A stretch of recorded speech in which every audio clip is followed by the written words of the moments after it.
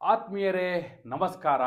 ಕುಮಾರಸ್ವಾಮಿ ಅವರ ರಾಜಕೀಯ ಹಾದಿ ಕುಮಾರ ಪರ್ವ ವಿಶೇಷ ಕಾರ್ಯಕ್ರಮಕ್ಕೆ ಸ್ವಾಗತ.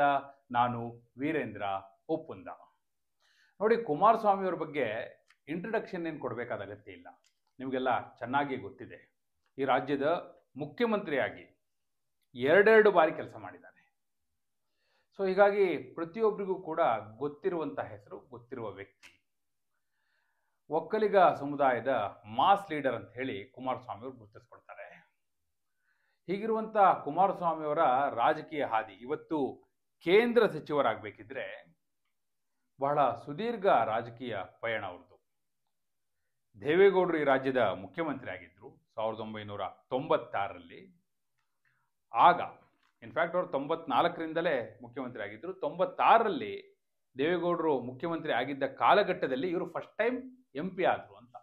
96 ಮೊದಲ ಬಾರಿ ಸಂಸತ್ತಿಗೆ ಪ್ರವೇಶ ಮಾಡಿದ್ದು ಕುಮಾರಸ್ವಾಮಿ ಅವರು 96ರಲ್ಲಿ. ಒಂದು ರೀತಿ ಶಾಸನ ಸಭೆಯ ಅವರ ರಾಜಕೀಯ ಆರಂಭ ಆಗಿದ್ದು 96ರಿಂದ. ಅದಕ್ಕೂ ಮೊದಲು ತೆರೆಮರೆಯಲ್ಲಿ ತಂದೆಯವರ ಜೊತೆ ರಾಜಕೀಯವಾಗಿ ಹೆಜ್ಜೆ ಹಾಕ್ತಾ ಇದ್ರು. ಆದರೆ ಫ್ರಂಟ್ ಲೈನ್ಗೆ ಬಂದಿದ್ದು 96ಅಲ್ಲಿ. ಸೊ ಅದಾದ ನಂತರ 99ರಲ್ಲಿ ಅವರು ವಿಧಾನಸಭೆ ಪ್ರವೇಶ ಮಾಡುವಂತಹ ಪ್ರಯತ್ನವನ್ನು ಮಾಡ್ತಾರೆ. ಸಾತನೂರಿನಲ್ಲಿ DK ಶಿವಕುಮಾರ್ ವಿರುದ್ಧ ಸ್ಪರ್ಧೆ ಮಾಡ್ತಾರೆ, ಆದರೆ ಸೋಲ್ತಾರೆ.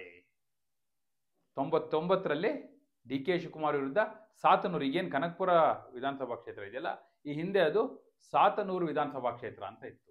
2008ರ ನಂತರ ಅದು ಕನಕಪುರ ಆಗಿದ್ದು, ಯಾಕಂದರೆ ಕ್ಷೇತ್ರ ಪುನರ್ವಿಂಗಡಣೆ ಆದ ನಂತರ ಅದು ಬದಲಾಯಿತು ಅಂತ. ಆದರೆ 2004ರಲ್ಲಿ ಮತ್ತೆ ಶಾಸಕರಾಗ್ತಾರೆ. ಅವರು ಮೊದಲ ಬಾರಿ ಶಾಸನ ಸಭೆಯನ್ನು, ವಿಧಾನಸಭೆಯನ್ನು ಪ್ರವೇಶ ಮಾಡಿದ್ದು 2004ರಲ್ಲಿ. ಆದರೆ ಅದೃಷ್ಟ ನೋಡಿ ಹೇಗಿತ್ತು ಅಂತ. 2004ರಲ್ಲಿ ಅವರು MLA ಆದರು. ಕಾಂಗ್ರೆಸ್ ಹಾಗೂ JDS ಮೈತ್ರಿ ಸರ್ಕಾರ ಆಗುತ್ತೆ. ಧರ್ಮಸಿಂಗ್ ಅವರು ಮುಖ್ಯಮಂತ್ರಿ, JDS king maker ಆಗಿರುತ್ತಾಗ. So Dharam Singh ಅವರ ನೇತೃತ್ವದ ಸರ್ಕಾರ ನಡೀತಾ ಇರುತ್ತೆ. ಆದರೆ 2006ರಲ್ಲಿ ಕುಮಾರಸ್ವಾಮಿ ಅವರು ಬಂಡಾಯ ಹೇಳ್ತಾರೆ. ಒಂದು ತಂಡವನ್ನು ಕರೆದುಕೊಂಡು ಹೋಗಿ BJP ಜೊತೆ ಸೇರಿ ಯಡಿಯೂರಪ್ಪನವರು ಉಪಮುಖ್ಯಮಂತ್ರಿ, ಕುಮಾರಸ್ವಾಮಿಯವರು ಮುಖ್ಯಮಂತ್ರಿ. 2006ರಲ್ಲಿ ಧರ್ಮಸಿಂಗ್ ಸರ್ಕಾರವನ್ನು ಕೆಡವಿ ಸ್ವತಃ ಕುಮಾರಸ್ವಾಮಿಯವರು ಮುಖ್ಯಮಂತ್ರಿ ಆಗ್ತಾರೆ. ಮೊಟ್ಟ ಮೊದಲ ಬಾರಿಗೆ ಚೀಫ್ ಮಿನಿಸ್ಟರ್ ಆಗಿದ್ದು ಈ ರೀತಿ ಕುಮಾರಸ್ವಾಮಿಯವರು 2006ರಲ್ಲಿ. ಸೊ 20 ತಿಂಗಳು ಅಂತಲಿ ಮಾತುಕತೆ ಆಗಿರುತ್ತೆ. ಆ ಇತಿಹಾಸ ನಿಮಗೆ ಗೊತ್ತಿದೆ. 2020 ಪಾಲಿಟಿಕ್ಸ್. 20 ತಿಂಗಳು ಕುಮಾರಸ್ವಾಮಿ ಅವರು CM, ಅದಾದ ನಂತರ ಯಡಿಯೂರಪ್ಪನವ್ರಿಗೆ ಕೊಡಬೇಕಿತ್ತು, ಆದರೆ ಕೊಡೋದಿಲ್ಲ. ಅದಾದ ನಂತರ 2008ರ ವಿಧಾನಸಭೆ ಚುನಾವಣೆ ಬರುತ್ತೆ. ಆಗ ಒನ್ಸ್ ಅಗೈನ್ ಅವರು ರಾಮನಗರದಿಂದ ಶಾಸಕರಾಗ್ತಾರೆ. ಆದರೆ ವಿರೋಧ ಪಕ್ಷದಲ್ಲಿ ಕೂರಬೇಕಾದಂಥ ಅನಿವಾರ್ಯತೆ, ಯಡಿಯೂರಪ್ಪನವರು ಮುಖ್ಯಮಂತ್ರಿ ಆಗ್ತಾರೆ. ಆದರೆ 2009ರಲ್ಲಿ ಕುಮಾರಸ್ವಾಮಿ ಅವರು ಮತ್ತೆ ಲೋಕಸಭೆಗೆ ಸ್ಪರ್ಧೆ ಮಾಡ್ತಾರೆ.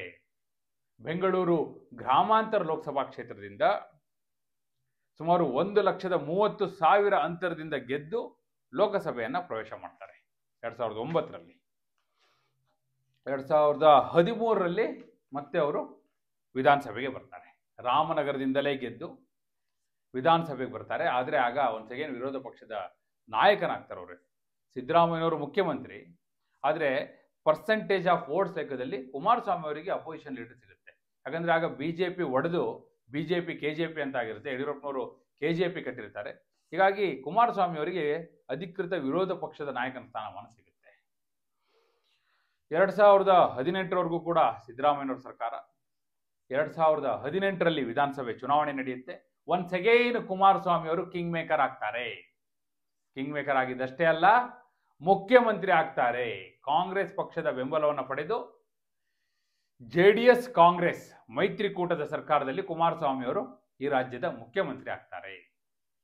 ಆದರೆ ಅದು ಕೂಡ ಬಹಳ ಸಮಯ ಮುಂದುವರಿಲಿಕ್ಕೆ ಆಗೋದಿಲ್ಲ. 1.5 ವರ್ಷದಲ್ಲಿ ಆ ಸರ್ಕಾರ ಬಿದ್ದೋಗುತ್ತೆ. ಯಡಿಯೂರಪ್ಪನವರು ಮುಖ್ಯಮಂತ್ರಿ ಆಗ್ತಾರೆ. ಕುಮಾರಸ್ವಾಮಿ ಅವರು ಅಗೇನ್ ವಿರೋಧ ಪಕ್ಷಕ್ಕೆ ಬರ್ತಾರೆ. ಆದರೆ 2023ರ ಚುನಾವಣೆ ಇತ್ತಲ್ಲ, ಆಗ ಅವ್ರು ಬಹಳ ನಿರೀಕ್ಷೆ ಇಟ್ಕೊಂಡಿದ್ರು, ಒನ್ಸ್ ಅಗೇನ್ ಕಿಂಗ್ ಮೇಕರ್ ಆಗ್ತೀನಿ ಅಂತ. ಆದರೆ ಹಾಗಾಗಲಿಲ್ಲ. ಸಿದ್ದರಾಮಯ್ಯನವರು ಮುಖ್ಯಮಂತ್ರಿ ಆದರೂ ಕಾಂಗ್ರೆಸ್ ಬಹುಮತವನ್ನು ಪಡೀತು. ಬಹಳಷ್ಟು ಕಡೆ JDS ಹೀನಾಯವಾಗಿ ಸೋಲನ್ನ ಕಾಣಿತು. ಸೊ 2024ರ ಈ ಲೋಕಸಭಾ ಚುನಾವಣೆಯ ಹೊತ್ತಿಗೆ BJP ಜೊತೆ JDS ಮೈತ್ರಿಯನ್ನು ಮಾಡಿಕೊಳ್ಳುತ್ತೆ. ಮೈತ್ರಿಯೊಂದಿಗೆ ಚುನಾವಣೆಗೆ ಹೋದ್ರು. ನಿಮಗೆಲ್ಲ ಗೊತ್ತಿದೆ, ಈಗ ನಡೆದಂಥದ್ದು, ನಿಮ್ಮ ಕಣ್ಣೆದುರೇ ನಡೆದಂಥ ಚುನಾವಣೆ. ಕುಮಾರಸ್ವಾಮಿಯವರು ಮಂಡ್ಯದಿಂದ ಲೋಕಸಭೆಗೆ ಸ್ಪರ್ಧೆ ಮಾಡ್ತಾರೆ ಹಾಗೂ ಗೆಲ್ಲುತ್ತಾರೆ. ಪರಿಣಾಮ ಇವತ್ತು ಕೇಂದ್ರ ಸಚಿವರಾಗಿದ್ದಾರೆ. ಒಂದು ಮಹತ್ವದ ಖಾತೆ ಕೂಡ ಅವರಿಗೆ ಸಿಗ್ತಾ ಇದೆ ಅನ್ನುವಂಥ ಮಾಹಿತಿ ಇದೆ. ಅವರು ಕೃಷಿ ಅಥವಾ ಗ್ರಾಮೀಣಾಭಿವೃದ್ಧಿಯನ್ನ ನಿರೀಕ್ಷೆ ಮಾಡ್ತಾ ಇದ್ರು. ನಿನ್ನೆ ಕೇಂದ್ರ ಸಚಿವರಾಗಿ ಪ್ರಮಾಣವಚನ ತೆಗೆದುಕೊಂಡ್ರಲ್ಲ ಕುಮಾರಸ್ವಾಮಿ ಅವರು, ಆಗ BJPಯ ನಾಯಕರ ನಂತರ ಪ್ರಾದೇಶಿಕ ಪಕ್ಷಗಳ ಪೈಕಿ ಮೊದಲು ಕುಮಾರಸ್ವಾಮಿ ಅವರು ತೆಗೆದುಕೊಂಡಿದ್ದು. ಯಾಕಂದ್ರೆ ಮಾಜಿ ಮುಖ್ಯಮಂತ್ರಿ ಅನ್ನುವ ಒಂದು ಹುದ್ದೆ, ಆ ಒಂದು ದರ್ಜೆ ಹಿನ್ನೆಲೆಯಲ್ಲಿ ಒಂದು ಒಳ್ಳೆಯ ಗೌರವಯುತವಾದ ಸ್ಥಾನಮಾನ ಸಿಗುವಂತ ಎಲ್ಲ ಸಾಧ್ಯತೆಗಳು ಕೂಡ ನಿಚ್ಚಳವಾಗಿದೆ. ಕುಮಾರಸ್ವಾಮಿ ಅವರ ರಾಜಕೀಯ ಹಾದಿ ನೋಡೋದಾದ್ರೆ ದೇವೇಗೌಡರು ಅವರ ದೊಡ್ಡ ಶಕ್ತಿ.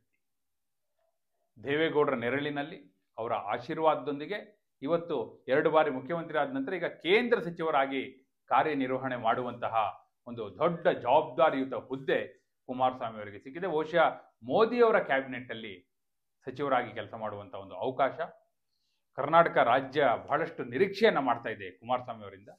ಕುಮಾರಸ್ವಾಮಿ ಅವರು ಕೂಡ ಆ ನಿರೀಕ್ಷೆಗೆ ಪೂರಕವಾಗಿ ಕೆಲಸ ಮಾಡುವಂತ ಎಲ್ಲ ಶಕ್ತಿ ಸಾಮರ್ಥ್ಯ ಅವರಿಗಿದೆ. ಯಾಕಂದ್ರೆ 2 ಬಾರಿ ಮುಖ್ಯಮಂತ್ರಿ ಆಗಿ ಕೆಲಸ ಮಾಡಿದಂತಹ ಅನುಭವ, ದೇವೇಗೌಡರ ಮಾರ್ಗದರ್ಶನ ಮತ್ತು ಅವರಿಗೆ ಸ್ಟಡಿ ಮಾಡುವಂತಹ, ಅಧ್ಯಯನ ಮಾಡುವಂತಹ ಒಂದು ಹುಚ್ಚಿದೆ. ತಿಳ್ಕೋತಾರೆ, ಅಧ್ಯಯನ ಮಾಡ್ತಾರೆ ಮತ್ತು ರಾಜಕೀಯ ಲೆಕ್ಕಾಚಾರವನ್ನು ಕೂಡ ತುಂಬಾ ಚೆನ್ನಾಗಿ ಹಾಕ್ತಾರೆ. ಈ ಕಾರಣಕ್ಕಾಗಿ ಕುಮಾರಸ್ವಾಮಿ ಅವರು ಒಳ್ಳೆಯ ಕೇಂದ್ರ ಸಚಿವರಾಗಿ ತಮ್ಮನ್ನು ತಾವು ಗುರುತಿಸಿಕೊಳ್ಳಬಹುದು ಅನ್ನುವಂಥ ನಿರೀಕ್ಷೆ ಇದೆ. ಅವರ ನಿರೀಕ್ಷೆ ಇರುವಂತಹ ಕೃಷಿ ಹಾಗೂ ಗ್ರಾಮೀಣಾಭಿವೃದ್ಧಿ ಸಿಕ್ಕಿದ್ದೇ ಆದರೆ ಕರ್ನಾಟಕ ಕೂಡ ಅದರಿಂದ ಬಹಳ ಲಾಭ ಆಗುವಂಥ ಸಾಧ್ಯತೆ ಇದೆ. ಆದರೆ ಯಾವ್ದು ಸಿಗುತ್ತೆ ನಾವು ಕಾದು ನೋಡಬೇಕು. ಆದರೆ ಕುಮಾರಸ್ವಾಮಿಯವರು ಖಂಡಿತವಾಗಿಯೂ ಮೋದಿಯವರ ಕ್ಯಾಬಿನೆಟ್ ಅಲ್ಲಿ ಏನು ಮೋದಿಯವರ ನಿರೀಕ್ಷೆಯ ಕೆಲಸ ಇದೆಯಲ್ಲ, ಅವರು 24/7 ಕೆಲಸ ನಿರೀಕ್ಷೆ ಮಾಡ್ತಾರೆ. ಆ ರೀತಿಯ ಕಾರ್ಯನಿರ್ವಹಣೆ ಮಾಡಿದ್ದೇ ಆದಲ್ಲಿ ಖಂಡಿತವಾಗಿಯೂ ಮತ್ತಷ್ಟು ಅತ್ಯುತ್ತಮ ಹಂತಕ್ಕೆ ಹೋಗುವಂತ ಎಲ್ಲ ಸಾಧ್ಯತೆಗಳು ಕೂಡ ನಿಚ್ಚಳವಾಗಿದೆ.